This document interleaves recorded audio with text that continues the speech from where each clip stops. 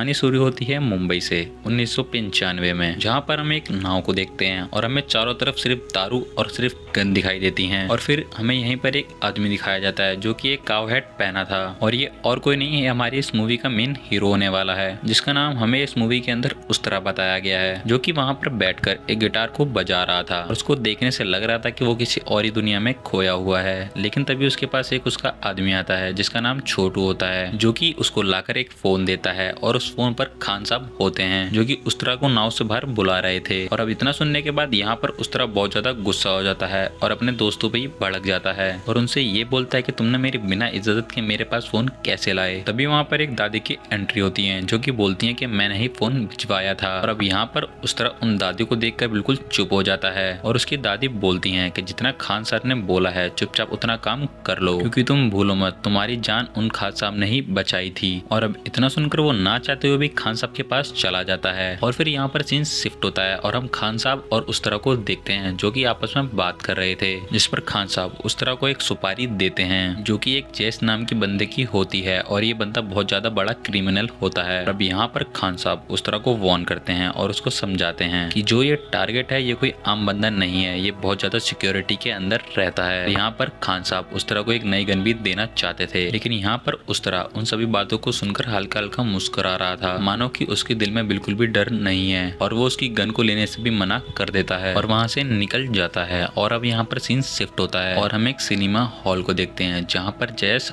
आया हुआ था, यानी कि उस्तरा का टारगेट। और अब यहाँ पर जैसी उस्तरा को ये खबर पता लगती है तो वैसे ही वो हॉल में पहुंच जाता है और अब वो यहाँ पर बिल्कुल भी ना डरते हुए जैस पे अकेले ही अटैक कर देता है, जिसमें कि उसके बॉडीगार्ड उसको बचाने आते हैं तो हमारा उस्तरा उनको बहुत बुरी तरीके से मारता है, जो कि देखने में बहुत ही खतरनाक था। और अब यहाँ पर सभी को मारकर वो जैसे ही जैस के पास जाता है उसको मारने के लिए, लेकिन तभी वहाँ पर जैस को बचाने के लिए 20-30 गुंडे और आ जाते हैं और वो देखते ही देखते उन सभी को अकेला ही जान से मार देता है और वो फाइनली जैस के पास पहुंच जाता है। लेकिन तभी यहाँ पर पीछे से खान साहब भी एंट्री मार देते हैं और जैसे ही उस्तरा जैस को मारने वाला होता है, लेकिन तभी वहाँ पर खान साहब आकर उसका हाथ रोक देते हैं और कहते हैं कि इसको मैं खुद अपने हाथों से मारूंगा, और उसको गन से गोली मार देते हैं। और इसके साथ साथ वो उस्तरा को बोलते हैं कि तू अपनी औकात मत भूल कि कैसे मैंने तेरी जान बचाई थी, तू आज जो भी है वो सिर्फ मेरी वजह से है। और अब यहाँ पर सीन शिफ्ट हो जाता है और हम उस्तरा को अपने घर के अंदर देखते हैं, लेकिन तभी उस्तरा के घर के बाहर एक लड़की आती है जिसका नाम अप्सरा होता है, जो कि 4 लोगों की सुपारी लेकर उस्तरा के पास आई थी। जलाल, उसका राइट हैंड शंकर, वकील अंसारी और इंस्पेक्टर पठारे। और अभी यहाँ पर उस्तरा जलाल का नाम सुनते ही शॉक हो जाता है कि जलाल एक बहुत बड़ा गैंगस्टर था जिसका इंडिया के साथ साथ बाहर की कंट्रियों से भी बातचीत थी और उसका नेटवर्क बहुत ज्यादा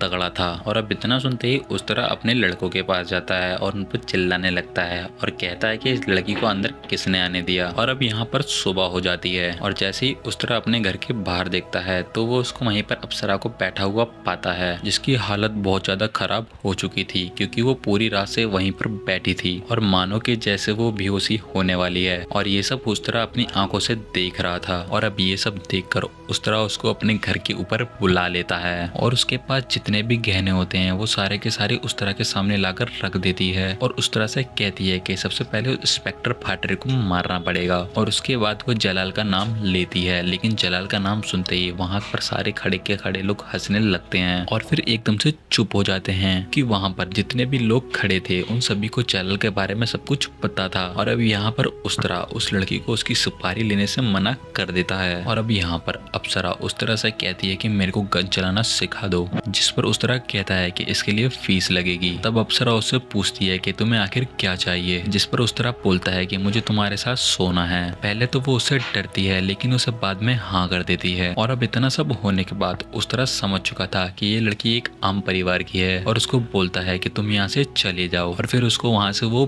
भेज देता है। और अब यहाँ से निराश होकर अप्सरा अपने घर पर चली जाती है और घर पर जाकर फांसी लगाने की कोशिश करती है, लेकिन तभी यहाँ से मूवी पास्ट के अंदर चली जाती जाती है और हमें अप्सरा का बचपन दिखाया जाता है जिसमें वो एक महबूब नाम के लड़के से बहुत ज्यादा प्यार करती है और वो दोनों एक ही स्कूल में पढ़ाई करते थे और वो दोनों एक ही साथ बड़े हुए हैं और वो दोनों छुप छुप कर मिला करते थे। जिस पर एक दिन अप्सरा के मम्मी पापा को पता लग जाता है और वो उसको महबूब से दूर कर देते हैं। जिस पर महबूब बहुत ज्यादा हिम्मत कर अप्सरा के घर पर चला जाता है और वो अप्सरा के पिता से उसका हाथ मांगने आया था। जिस पर अप्सरा के पिता उससे पूछते हैं कि तुम कितना कमाते हो। जिस पर महबूब अपनी सैलरी 1500 रुपए बताता है। लेकिन तभी अप्सरा के पिता महबूब को बोलते हैं कि मैं तुम्हें 6 महीने का टाइम देता हूँ, अगर तुम 6 महीने के अंदर 50,000 रुपए लाकर मुझको दे दोगे तो मैं अपनी बेटी का निकाह तुम्हारे साथ करवा दूंगा। और अब यहाँ पर 3 मंथ हुए ही थे, वो 50 लाख रुपए अप्सरा के पिता को लाकर दे देता है और अब यहाँ पर इन दोनों की शादी भी हो जाती है। कुछ दिन तो बहुत ज्यादा अच्छे बीतते हैं, लेकिन तभी एक दिन इंस्पेक्टर पठारे महबूब को बहुत ज्यादा घायल हालत में उसके घर पर लेकर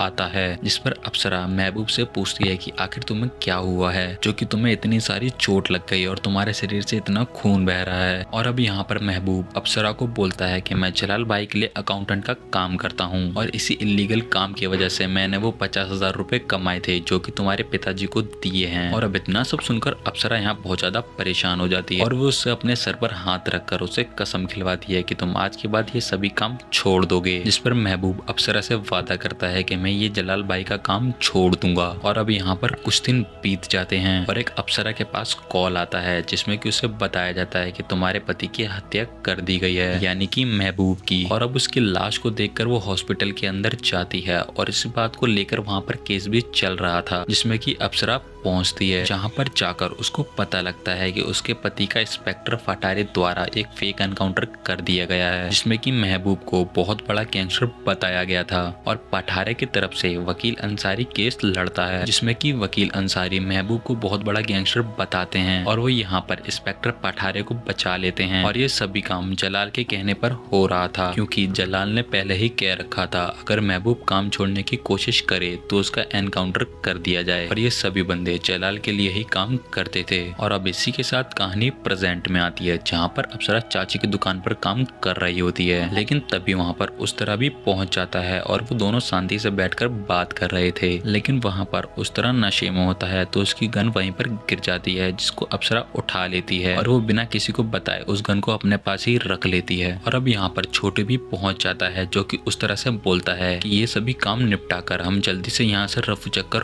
हो जाएंगे और किसी दूसरे देश में जाकर ऐश मौज की जिंदगी जिएंगे। और अब यहाँ से सीन शिफ्ट होता है और हम उस वकील और पुलिस वाले को चाय स्टॉल पे देखते हैं जो कि चाय पीने आए हुए थे। लेकिन तभी हम वहाँ पर अप्सरा को देखते हैं जो कि अपने पति का बदला लेने उन दोनों को मारने के लिए वहाँ पर पहुंची हुई थी। लेकिन जैसे ही अप्सरा वहाँ पर अपनी गन निकालती है तो वो वेटर से टकरा जाती है और इतनी ही देर में इंस्पेक्टर फटारे वो वहाँ से गाड़ी लेकर निकल जाता है। लेकिन वहाँ पर जो वकील होता है वो वॉशरूम के साइड चला जाता है जिसके पीछे पीछे अप्सरा भी पहुंच जाती है और उसके ऊपर गन तान देती है। और अब यहाँ पर वकील बहुत ज्यादा डर जाता है, लेकिन जब अप्सरा उसको शूट करने की बारी आती है तो अप्सरा के हाथ कांपने लगते हैं और ये सब वकील देख रहा था। और अब इसी का फायदा उठाते हुए वकील उससे गन छीन लेता है और अप्सरा को बहुत ज्यादा मारने लगता है। और फिर जैसे ही वकील अप्सरा को मारने वाला होता है इतना ही पीछे में उस तरह आ जाता है और उस वकील को बहुत ज्यादा बुरी मौत देता है। और ये सभी चीजें वहाँ के लोग खड़े हुए देख रहे थे। और अब यहाँ से सीन शिफ्ट होता है और हम खान साहब और उस तरह को एक साथ देखते हैं।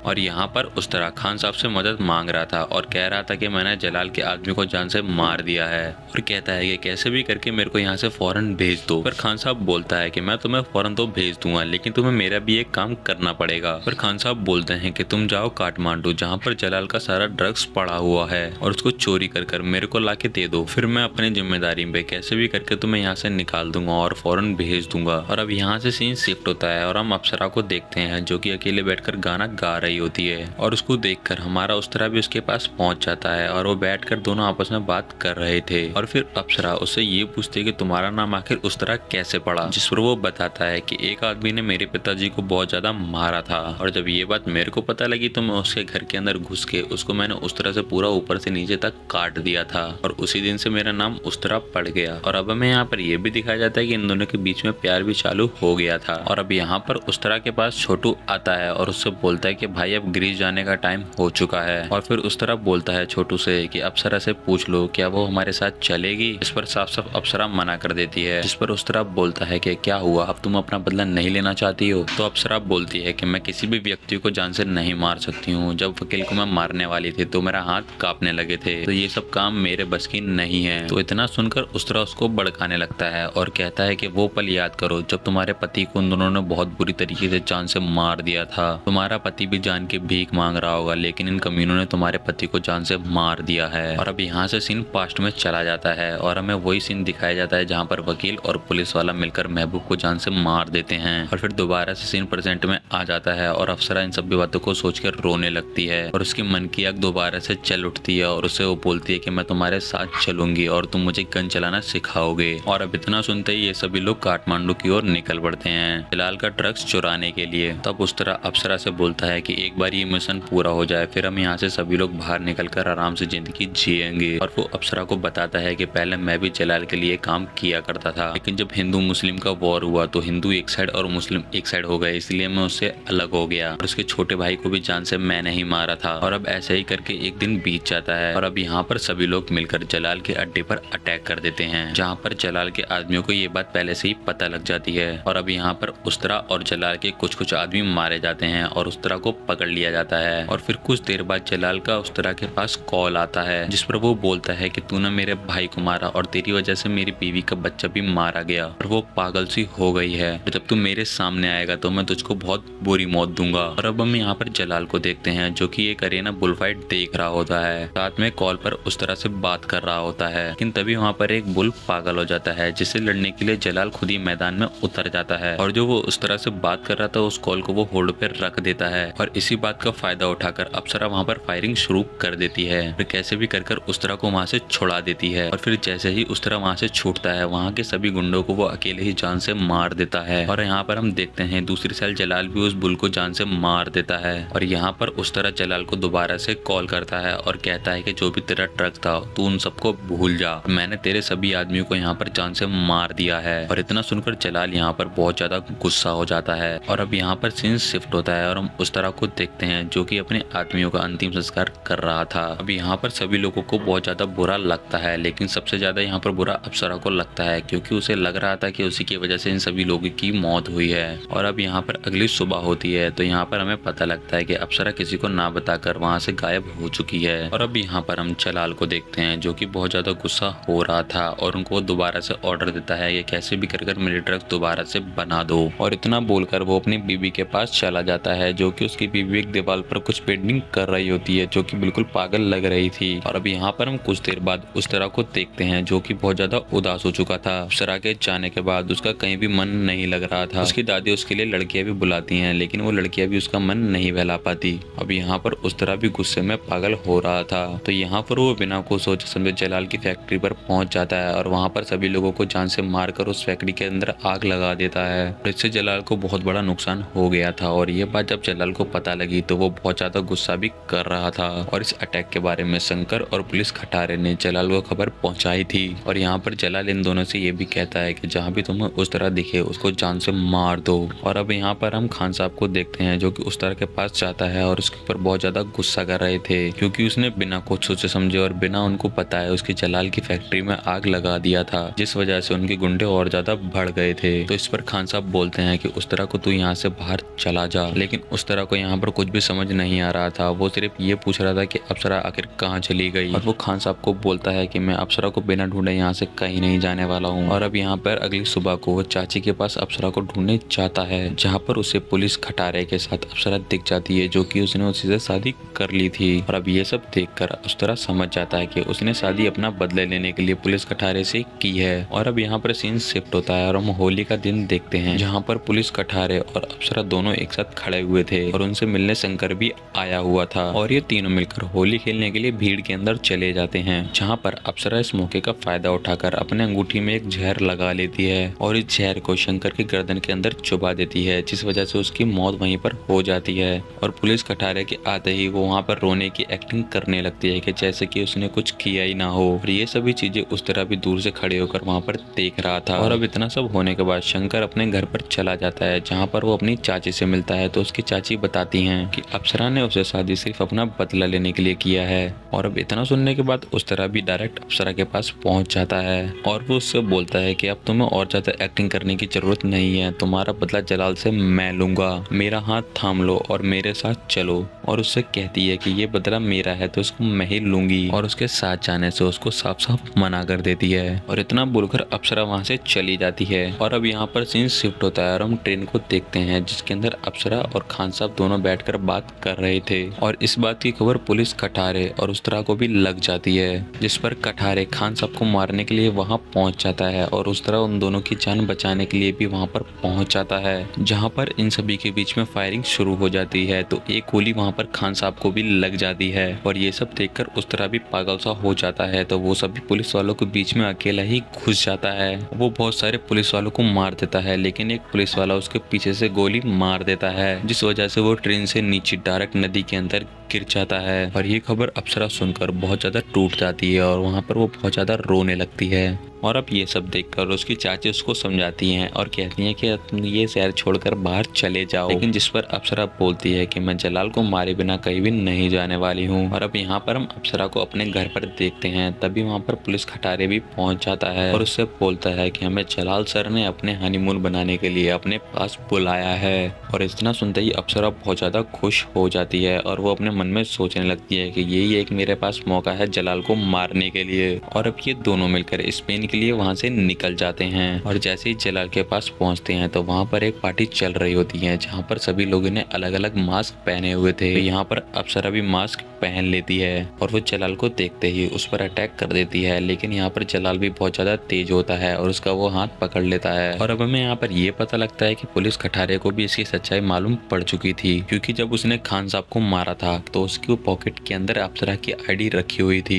तो उसको देखकर वो सब कुछ अप्सरा के बारे में समझ जाता है और वो इसीलिए यहाँ पर अप्सरा को स्पेन लाया था ताकि वो जलाल के सामने वो डायरेक्ट उसको पेश कर सके। और अब यहाँ पर पुलिस खटारे जलाल से बोलता है कि मुझे माफ कर दो, मुझे नहीं पता था कि ये मेरे को धोखा दे देगी। वे दोनों आपस में बात कर ही रहे होते हैं, लेकिन अप्सरा इस बात का फायदा उठाकर साइड में पड़े लोहे को पुलिस खटारे के गर्दन में घुसा देती है और उसको वहीं पर जान से मार देती है। और अब यहाँ पर सीन शिफ्ट होता है और हम उस तरह को देखते हैं जो कि जान से बच चुका था। उसको वहाँ पर ठीक होने में 3 महीने भी लग चुके थे और अब वो बिना कुछ समझे अपना पासपोर्ट ढूंढने लगता है स्पेन जाने के लिए। लेकिन यहाँ पर सभी लोग उसको मना करते हैं कि मत जाओ, लेकिन वो वहाँ पर किसी की भी नहीं सुनता है और अपना पासपोर्ट ढूंढकर स्पेन के लिए निकल जाता है। और अब हमें यहाँ पर अप्सरा को दिखाया जाता है जो कि उस दिन से ही जेल के अंदर बंद है। और अब यहाँ पर उस तरह भी स्पेन पहुंच जाता है और वो पूरी प्लानिंग के साथ अप्सरा के पास पहुंच जाता है जहाँ पर उसको बंद किया गया था। और वहाँ पर जो गार्ड खड़े थे वो उनको बिल्कुल ही साइलेंटली मार देता है। और फिर तभी उसके सामने राम्या आ जाती है, यानी कि जलाल की वाइफ। और फिर यहीं से कहानी पास्ट में चली जाती है और हमें यहाँ पर यह पता लगता है कि राम्या जलाल से बहुत ज्यादा परेशान हो चुकी थी। वो अपने बच्चे के साथ यहाँ से बाहर निकलना चाहती थी जलाल को छोड़कर, लेकिन इस बात को जलाल का भाई सुन लेता है और वो उसको मारने लगता है। लेकिन यहाँ पर उस तरह ये चीज देख लेता है और वो उसको रोकने की पूरी कोशिश करता है। तो यहाँ पर जलाल का भाई उस तरह को ही मारने लगता है, लेकिन यहाँ पर राम्या बंदूक उठा लेती है और वो गलती से गोली चला देती है जो कि जलाल के भाई के सीने में डायरेक्ट जाके लग जाती है और उसकी वहीं पर मौत भी हो जाती है। और इस मौत का इल्जाम वो अपने सर पर ले लेता है और वहां से वो निकल जाता है इन सभी गैंग को छोड़कर। और उसी दिन से जलाल उस तरह को जान से मारना चाहता था। और अब यहाँ से दोबारा से कहानी प्रेजेंट में आती है और अब राम्या उसको बताती है कि अप्सरा को कहाँ पर जेल में बंद किया गया है। इतना सुनते ही उस तरह डायरेक्ट जाता है अप्सरा के पास और उसको वहां से छुड़ा देता है। और अब यहाँ पर सभी बातें जलाल को उसकी बीवी के बारे में पता लग चुका था